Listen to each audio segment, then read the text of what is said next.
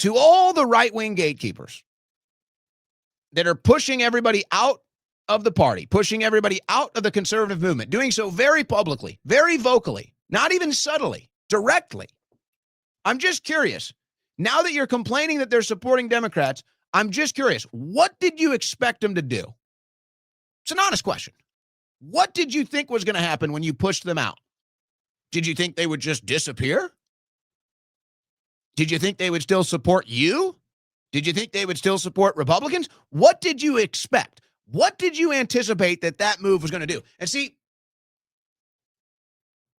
this is another proof of the woke right. What is another core component of woke psychology? Maybe even the core component. And really, this is liberalism, but it's expanding into wokeism now. Why is liberalism a mental disorder? Why is wokeism a mental disorder? Because you literally cannot understand decision reaction or action reaction or decision consequence. They can't, there's something in their brain that's broken. They can't figure it out. And now the woke right is exhibiting the exact same mental disorder as the woke left liberals. Action, reaction, decision, consequence. You guys took the action to try to gatekeep the Republican Party. You guys made the decision to gatekeep conservative events and movements. What did you think the reaction was going to be? What did you think the consequence was going to be? You didn't. Now you're seeing it, and you're complaining about it. You're woke. You have a mental disorder. You should have known when you started gatekeeping things on the right that you were going to push people to the left, just like the left did. It's amazing watching woke go from the left to the right. It's just, we're watching it happen right in front of our faces. It's phenomenal even to witness this. From a psychological perspective, it is truly astounding. So now I'm seeing this talking point. Tyler Boyer from Turning Point Action. Go after the left. Go after the left. Yeah. Again, this logic makes no sense. The left is not in power. Why would we go after the left? They have no power. Go after the left. That's very cultish. Posobiec. They don't want you to know this, but you can focus on the left completely for free. Yeah, sure. Anybody? There's no doubt about that. I don't think there's any disagreement on that. But why? Why would I focus on the left? The left has no power. The left is not sending my money to Ukraine right now. That's the Trump administration. The left is not prioritizing a foreign country and a foreign war. That's the Trump administration. By the way, you can see this all across X today. Everybody's saying, we have to focus on the left. We have to keep attacking the left. Attack the left. Attack. We just defeated the left.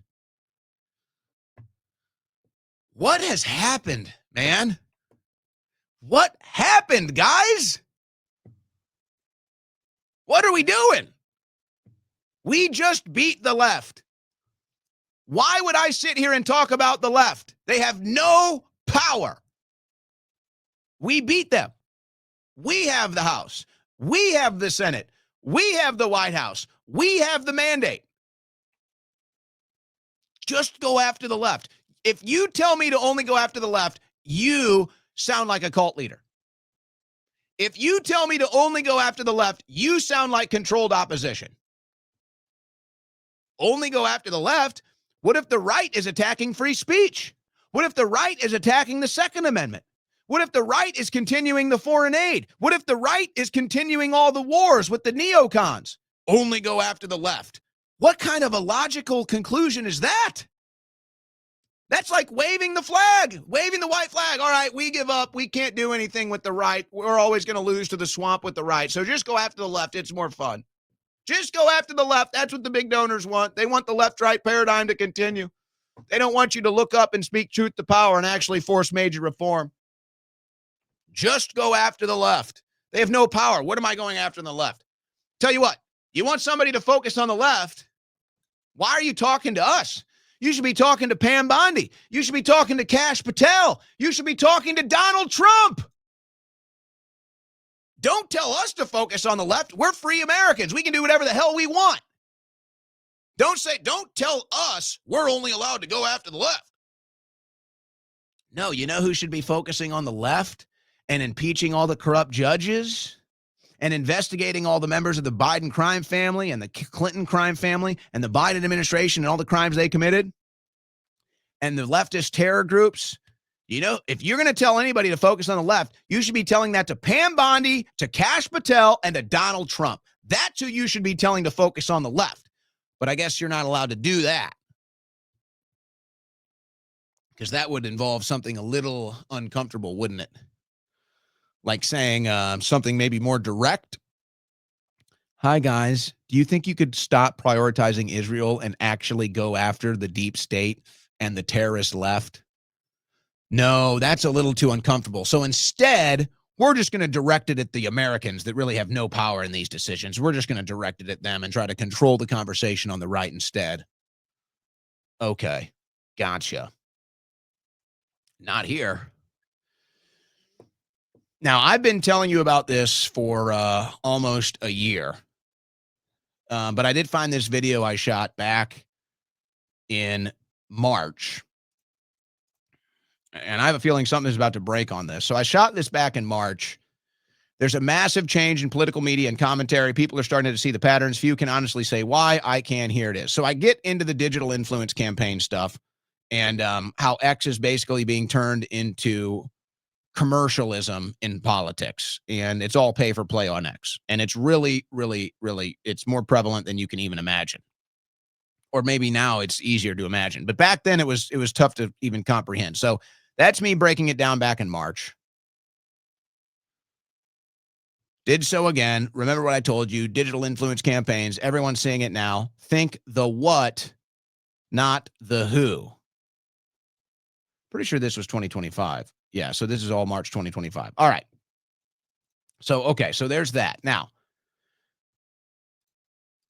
a couple things at play when I show you this. So this is Olivia Krolchek. She's going public. She says, the amount of money I've been offered to promote HB1 is crazy. So just remember that a lot of these influencers are just bought and paid for. And my message to influencers, don't accept money to promote anything you don't actually support / agree with. Keep your morals. I do know Olivia, and I can tell you she's probably about as good as they come. She's probably about as real as it gets. She's probably about as wholesome as it gets. So I would totally tell you that Olivia is 100% real. And the fact that she's willing to come out and say this tells you. Now, you have to imagine, when you talk about these issues like HB1, foreign aid, these are million, even billion-dollar industries, folks. We're talking about millions and billions of dollars changing hands depending on how things go. So, of course, they're willing to pay an influencer $5,000 for a post, $10,000 for a post, because that's chump change compared to the hundreds of millions of dollars that, if they get their way, is about to exchange hands. It's nothing. But the average American that's struggling to pay bills, you offer them a couple grand for a political post? Heck yeah, they're going to take it. And that's what's going on. Good for you, Olivia. It goes on. I'd be hella rich if I lost all my morals and just started accepting all the money I've been offered for post, but I refuse to support / promote anything that doesn't fall in line with what I would say to begin with. Don't even get me started on all the pro-Israel cash that's floating around the influencer world. I got to tell you, I was already impressed with Olivia when I met her, just because she's just real. She's just a great person, you know. Politics, she passes it. She passes the test too. But I have to say, just like, I forgot to pull this one up. Just like I started coming out in March as soon as I started seeing this stuff, because I am a man of character. Thank you very much. Thank you. Thank you. Thank you. Thank you, Owen. Thank you. Because I'm a man of character and I want you to get the full story. That's why I do what I do. I want you to know what's going on. I was one of the very few people that came out and talked about that in March when it first started to ramp up. Because you have to understand, during the election cycle, everything was directed towards getting Trump in office. So the big money was going to Trump support. After Trump got inaugurated in January, the big money started to shift into issues. H-1B, foreign policy, that type of stuff. So it went from we got to get Trump in to issue-based, results-based. So as soon as I started to see that in March, I told you about it. Now, I don't understand why other people don't want to talk about it. It's, you know, it's a bit too revealing. It's a bit pulling the curtain back on the wizard. A lot of people are involved. So it's like you pull the curtain back on that wizard, everybody's implicated. You pull the curtain back and you show how these people on X are funded, it's kind of a no-no. And if you've taken that money, you don't want to be the one to reveal it. Well, I never did take the money. So I had no problem revealing it as soon as I found out about it.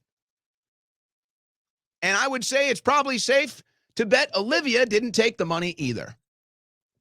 And so good for her for calling it out. Because I know it's a little risky. But see, now you get to see who's really real, who's really true to the cause, and who's just in it for fame and fortune. Now, I'm going to make a prediction. More people are going to start calling this out pretty soon. More people are going to start calling this out, and more people are going to start delivering receipts. And you're going to see how bad it is. You're going to see how bad it actually is.